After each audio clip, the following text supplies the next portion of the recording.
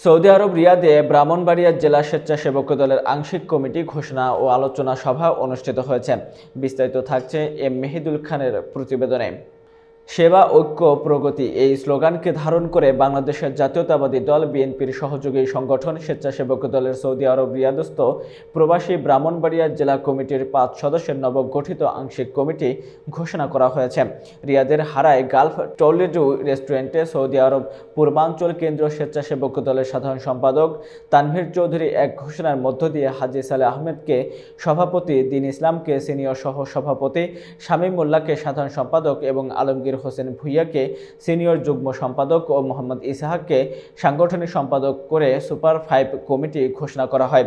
রিয়াদস্থ প্রবাসী ব্রাহ্মণবাড়িয়া জেলা যুবদলের সাধারণ সম্পাদক মোহাম্মদ সানাউল্লাহ আপন তাজ এর পরিচালনায় সভাপতিত্ব করেন।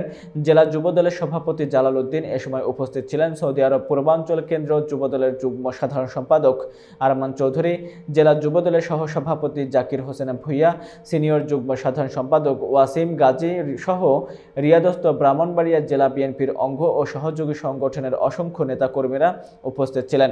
নতুন কমিটির সকল সদস্যকে আন্তরিক অভিনন্দন ও শুভেচ্ছা জানিয়ে অতিথিরা বলেন, আশা করি তারা প্রবাসী বাংলাদেশিদের স্বার্থ রক্ষায় গুরুত্বপূর্ণ ভূমিকা রাখবেন এবং সংগঠনকে আরও শক্তিশালী করবেন। একতা, দেশপ্রেম ও গণতান্ত্রিক চেতনার আলোকে এগিয়ে চলুক স্বেচ্ছাসেবক দল। এ কমিটিকে আগামী 90 কার্য দিবসের মধ্যে পূর্ণাঙ্গ কমিটি গঠন করে কার্যালয়ে জমা দেওয়ার নির্দেশ দেওয়া হয়েছে। রিয়াদস্থ প্রবাসী ব্রাহ্মণবাড়িয়া জেলা স্বেচ্ছাসেবক দলে আমাকে সাধারণ সম্পাদক নির্বাচিত করায় সৌদি আরব পূর্বাঞ্চল কেন্দ্রীয় স্বেচ্ছাসেবক দলের সম্মানিত সভাপতি, সাধারণ সম্পাদক ও ব্রাহ্মণবাড়িয়া জেলা স্বেচ্ছাসেবক দলের সম্মানিত আহ্বায়ক, সদস্য সচিব এবং রিয়াদস্থ জেলা বিএনপির সকল সিনিয়র নেতাকর্মীদের আন্তরিক ধন্যবাদ জানাচ্ছি এবং সকলের দোয়া ও সার্বিক সহযোগিতা কামনা করছি। কমিটির মাধ্যমে ইনশাআল্লাহ আমরা আশা করি আগামীতে রিয়াদস্থ ব্রাহ্মণবাড়িয়া জেলা স্বেচ্ছাসেবক দলের পূর্ণাঙ্গ কমিটি গঠন হবে, একটি সুসংগঠিত শক্তিশালী কমিটি গঠন হবে। আর এই কমিটির মাধ্যমে প্রবাসীরা তারা প্রবাসীদের জন্য কাজ করবে এবং দেশ ও দেশের সমাজের জন্য কাজ করবে আমরা আশা করছি।